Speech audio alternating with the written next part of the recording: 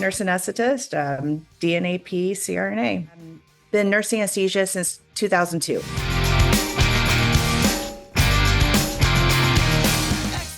It was actually my husband's idea. I was working the floor and I would come home exhausted, and he was an anesthesia tech in the Army, and I was a floor nurse in the Army. And he said, all of these nurses smile and you don't.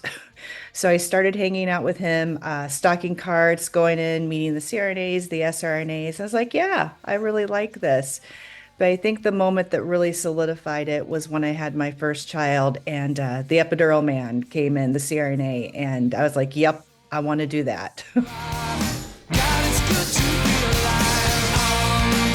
um, Nursing was one of those things. I went into it. I just thought that that's a great field. But when I hit nursing anesthesia, I knew it was the right thing and it just fit. The conversations that you have with your patients are not fluff. You have to make an immediate trust with them, and everything you say and you talk to them is so purposeful and so meaningful, and I really enjoy that. Gosh, graduating anesthesia school was the first one. I went through the Army's program, and that was a pretty tough course. So graduating, I'm really proud of serving in the Army. I'm active duty as a nurse anesthetist. I'm proud of being an educator. I absolutely loved every moment working on the man aboard and working with the ANA as their on their PAC committee. And I love working rural medicine. So a lot of those things are just kind of my passion. It made me proud of things I've done.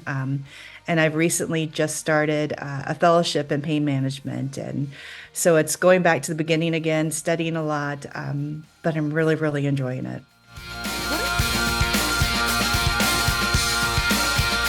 Gosh, it's meaningful to me because you're taking care of your neighbors. You're taking care of the people you go grocery shopping with, people that work on your car, your coworkers. Um, there's just a meaningful relationship and a trust that's already built there. The resources that you have are not the same resources that you have in a large hospital. So sometimes you have to think out of the box to make things happen. And it's not a steady stream of cases that are coming in every single day. The things that occur are sometimes traumas that you're called into the ER to help with, or it's OB. OB is a huge passion of mine, and taking care of those moms and helping with the babies afterwards. Those are things that you just don't schedule. It just happens. And I think I like that spontaneity of not knowing what you're going to have, but you have to come in and take care of it.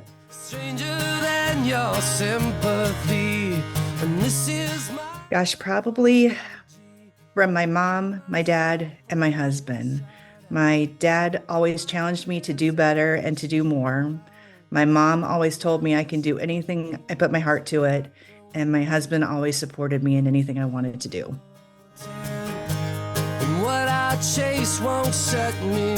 We both met in the Army. We were both stationed at Tripler, Hawaii, and we worked together, and I was just a new RN, and he worked in anesthesia and started out as best friends, and then eventually got married. Hawaii was a pretty cool place because we got married there, had our first kid there, and then left Hawaii to go to anesthesia school. And stranger than your sympathy.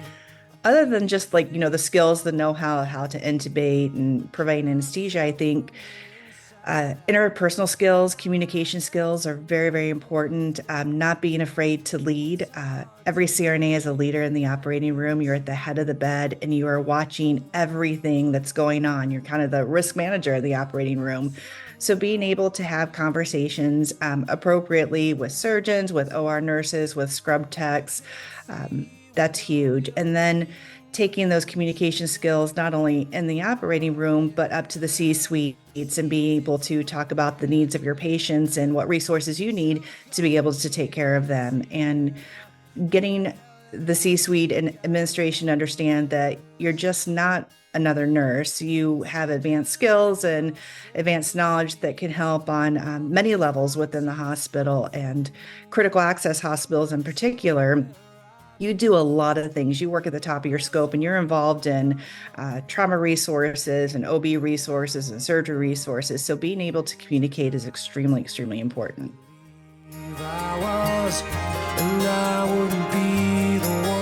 Not getting bogged down by some of the politics.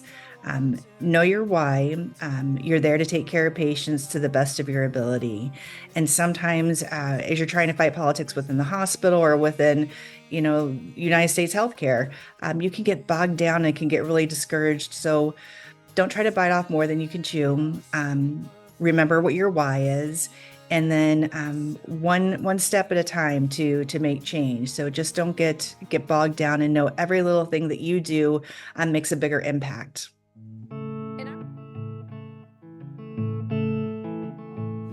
I was active duty for 11 years in active duty CRNA. I was in anesthesia school, the Army's program during 9/11, and that had a huge impact on me. And my first duty assignment as a nurse anesthetist was at Fort Wainwright, Alaska, and we saw a lot of injured soldiers coming back. So, yeah, I am a big proponent for veterans to be able to receive appropriate care within the Veteran Health Services and for CRNAs to be able to work at the full scope of practice within the VA. It's what we do in the Army. Been this way since 18, but lately. That's a tough one. I think I grew up as an Army brat, always taking on more than you should. And in the Army, I think you always take on more than you should. So coming out of the military was a challenge in trying to balance those things, and now having free time to take care of family. I think I always wanted to take on something more. And so it's been a constant balance and a constant conversation with my husband and my kids, what can we do and what should we be doing, and kind of move forward together. Recently, I left an education position and not working quite as much, and I'm trying to find things to fill my time. So I think it's constantly being reevaluated on how to balance things. So, tried to swim, stay afloat, dry house. I work in several different places, a lot of Southwest Minnesota, such as Laverne. I live in Laverne, Minnesota. I go up to Pipestone, Minnesota, and I also work in South Dakota.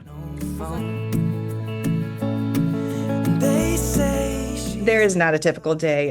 All the places I work at right now are critical access hospitals. And so your surgery schedule isn't quite as busy as it would be if you were working at a big medical center.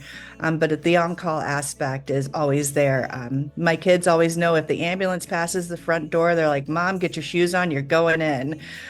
Because you just don't know what's going to happen. So I think the typical is just to be expected for anything. Go mad for a couple grams, but she don't want to go. Gosh, I'm still a board member too. So I've gone from director to president-elect to president to secretary to back to director. The experience has been amazing, and the lifelong friendships that I've created and worked with, everyone who's on that board is giving extra time and extra energy, and every one of them deserves a round of applause. And we work together to push our mission forward. We want to be sure that we're taking care of the members of Minnesota. We want to be sure that we're taking care of the patients that we serve. We can't forget our why. Our why is always our patients.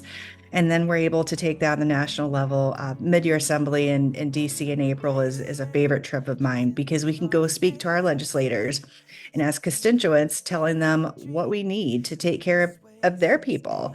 I've had so many great experiences, and again, lifelong friendships that I'll treasure forever. So MANA has been a wonderful growing opportunity, and one I'll never forget.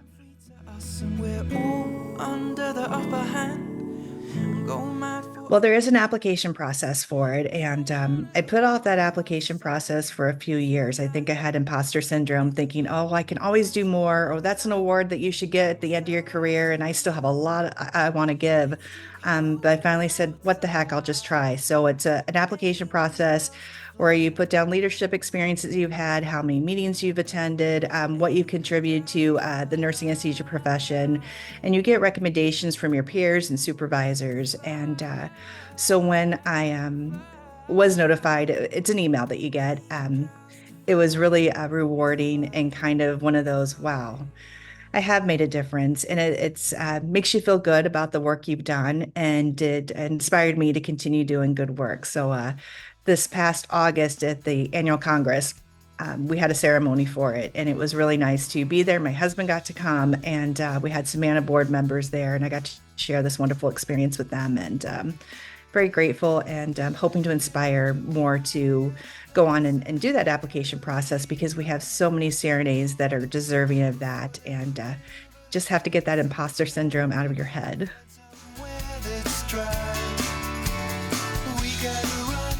If you're considering doing it, doing it. It's extremely rewarding. I have never met a CRNA who is not happy in their job.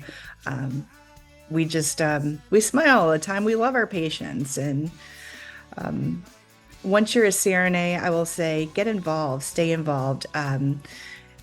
Not only practicing, but getting on committees within your hospital, looking at state leadership, making your voice heard, just answering those call for fire emails to help legislation. So stay involved in the political aspect of it too, because this is your profession. If you're going into it now for the next 30, 40 years, and you have an opportunity to shape what it's going to look like. So stay involved, definitely.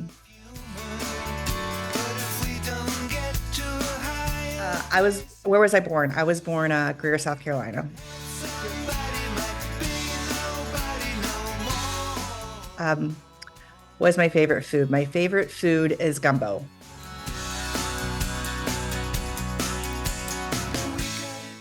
I do have a favorite book. I would say it's the Five People You Meet in Heaven by Mitch Albom.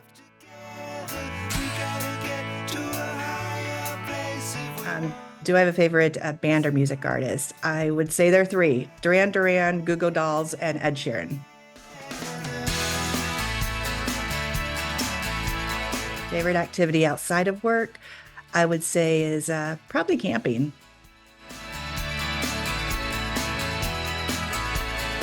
Yes, I have six cats, three dogs, and two geckos.